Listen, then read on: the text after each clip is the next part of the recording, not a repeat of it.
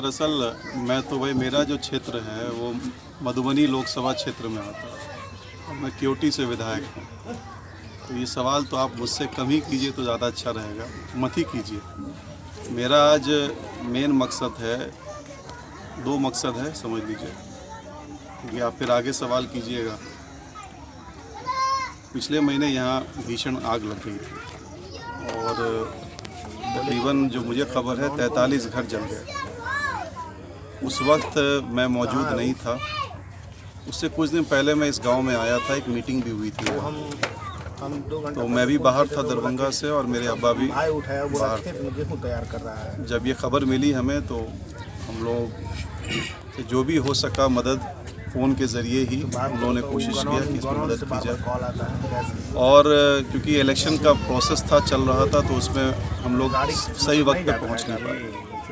तो मैंने इरादा कर ही किया कि क्योंकि मैं निश्चित रूप से मैं पहले यहाँ पहुँचूँ, क्योंकि हम लोग आज इस मुकाम पे हैं या मेरे अब्बा हुजूर इस मुकाम पे हैं, तो उसमें इन लोगों की मोहब्बत है, इन लोगों की दुआओं की वजह से। और आज अगर हम इनके दुख की घड़ी में नहीं साथ रहेंगे तो कौन रहेगा। तो मैंने इरादा किया और अब्बा हुजूर से भी मैंने इजाज़त ली और उन्होंने कहा कि ज़रूर जाओ और मैं भी आऊँगा कुछ दिन के बाद। तो मैंने ये इरादा किया और मैं इन लोगों का हाल चाल पूछने के लिए आया। और इससे बीच में जितनी भी बातें हो रही थी इस गांव से, जब मेरे पास फ़ोन आ रहा था तो मैंने हर मुमकिन कोशिश की कि यहाँ के लोगों की जो मदद हो सके सरकार की तरफ से उसको हम लोग पूरा करें, उसमें हम लोग मदद करें।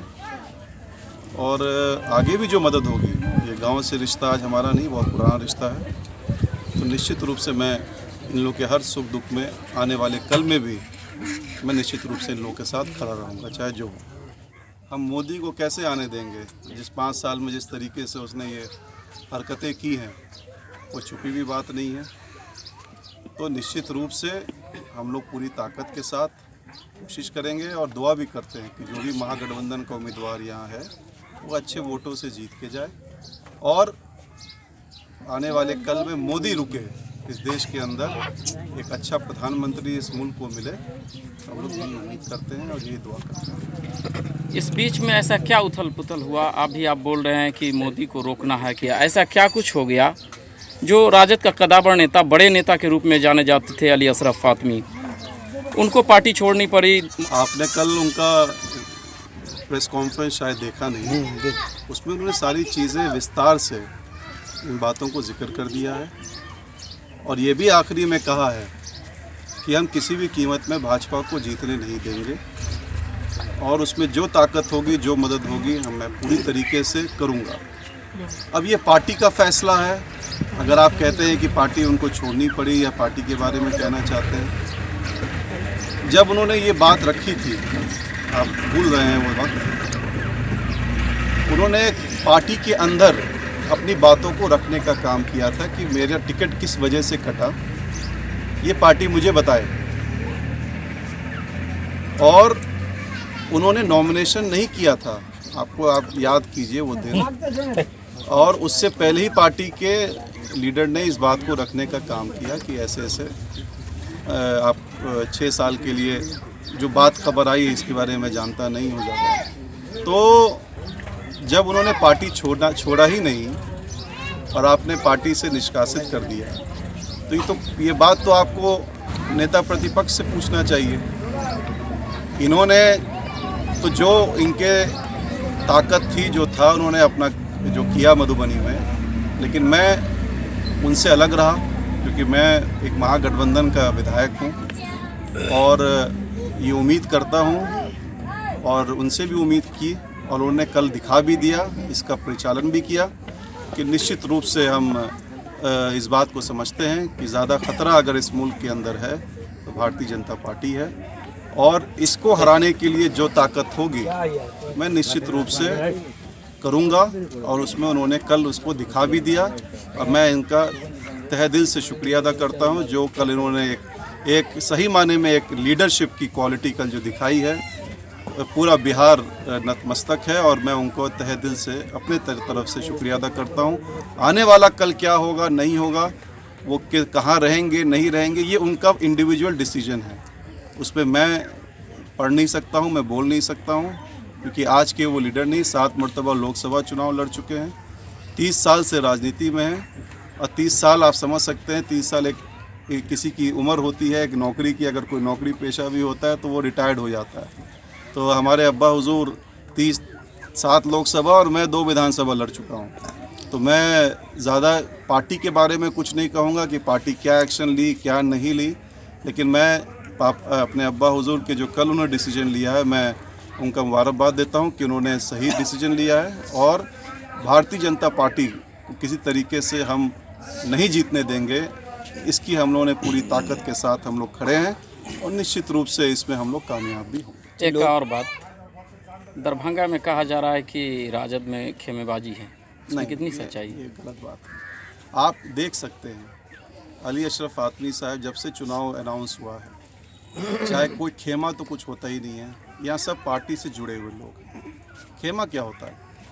कोई लालू जी से जुड़ा हुआ है, कोई किसी पार्टी से जुड़ा हुआ है, और कभी भी उन्होंने जब से चुनाव अनाउंस हुआ है आज तक कभी भी किसी दल के खिलाफ, किसी पार्टी के खिलाफ, मतलब किसी कैंडिडेट के खिलाफ, मैं कहना चाहता हूँ, दरभंगा के अंदर किसी से कुछ नहीं कहा है। तो वो बिल्कुल आराम से हैं, और जब उन्होंने कल सब चीज़ बता ही दिया, टीवी के माध्यम से सभी ने सुना उस बात को, तो फिर उसके बाद तो बात ख़त्म हो जाती है, और लास्ट में उन्होंने ये कह दिया कि हम हर हाल में बीजेपी को नहीं जीतने देंगे, चाहे वो दरभंगा हो चाहे मधुबनी हो। तो इसके बाद सारी बात वहीं ख़त्म हो जाती है। प्रत्याशी अभी हैं एनडीए के, उनको ये नहीं मालूम है कि वो महागठबंधन की वजह से ही यहाँ जीते थे। अगर महागठबंधन नहीं होता तो वो यहाँ से कभी नहीं जीतते। तो उनके अंदर जो गलतफहमी है, उस गलतफहमी को वो निकाल दें कि हम जीत गए महागठबंधन की वजह से, तो अब लोग मुझे भी इस वजह से वोट करेगा, कुछ नहीं। महागठबंधन को उस वक्त भी वोट किया था और आज भी महागठबंधन को ही वोट करेगा। एनडीए की तरफ से बड़ा चेहरा अभी माना जा रहा गोपाल जी ठाकुर को, क्योंकि अभी एनडीए की तरफ से बड़े बड़े नेता जो है गोपाल जी ठाकुर को जिताने के लिए कैंपेन में उतर चुके हैं। देखिए, कितना बड़ा भी लीडर आ जाए, ये उनका मानना है, नरेंद्र मोदी जी क्यों नहीं आ जाए, लेकिन जनता मन बना चुकी है, जनता पूरी तरीके से आहूत हो चुकी है, और वो कभी भी बीजेपी को और एनडीए की सरकार को वोट नहीं देने जा रही है, क्योंकि जनता त्रस्त है पूरी तरीके से, और जनता पूरी तरीके से नकारने का काम करेगी। ये उनको 23 मई को पता चल जाएगा कि मुझे कितने बड़े लीडर को हम लाए, क्या मेहनत किए। देखिए, जुमलाबाजी से, झूठ बोलने से आप एक तरफ आरक्षण समाप्त करने की बात करते हैं, आप संविधान को ख़त्म करने की बात करते हैं। उन्हीं का एक लीडर है साक्षी महाराज, जो कहता है कि 2024 के बाद, मतलब 2019 के बाद इलेक्शन ही नहीं होगा, बस इस बार वोट करो, उसके बाद 2024 से इलेक्शन ही नहीं होगा। तो कहने का मतलब है किस बिना पे जनता वोट करेगी। जनता पूरी तरीके से समझ चुकी है कि ये सरकार निकम्मी है, ये सरकार फ्रॉड है, चीटर है, वोट करने का काम नहीं करेगा जनता। लेकिन एनडीए की तरफ से तो कहा जा रहा है कि जो है बहुत काम हुआ है यहाँ। मेरी बात सुनिए, कोई भी प्रत्याशी, कोई भी पार्टी ये कहती है कि हम काम नहीं किए हैं, आप मुझे वोट नहीं करो, वो तो बोलेगी ही कि हम बहुत काम किए, हम बहुत ये किए, हम बहुत वो किए। अब ये सब चीज़ जो हम गिनवाए हैं, अगर उनको लगता है कि ये काम है, तो फिर जनता इस चीज़ को समझ रही है, अब वो भी समझ रहे हैं। घर घर जो है सो शौचालय निर्माण हो चुका है, घर घर जो है सो एक एक घर में रसोई गैस जल रहा है। रसोई गैस जो जल रहा है, आप जब कांग्रेस की सरकार थी तो गैस का क्या कीमत था? आज आप उज्ज्वला योजना देखें, गैस की कीमत को सीधा 2 गुना 3 गुना कर दिए। आज पब्लिक गैस ले जा रही है, लेकिन दोबारा फिर गैस भरवा नहीं रही है। मतलब जितनी भी, मतलब मुझे लगता है कि 90% लोग जो उज्ज्वला योजना के तहत गैस कनेक्शन लिए, वो दोबारा गैस रिफ़िल नहीं करवाए। इसके पीछे का भी तो रीज़न जानना चाहिए कि आखिर अगर हम महंगाई ज़रूरत से ज़्यादा बढ़ा देंगे, महंगाई का भी बढ़ने का एक तरीका है, आप इतना महंगाई बढ़ा देंगे तो पब्लिक कैसे आपसे खुश रहेगी? हाँ?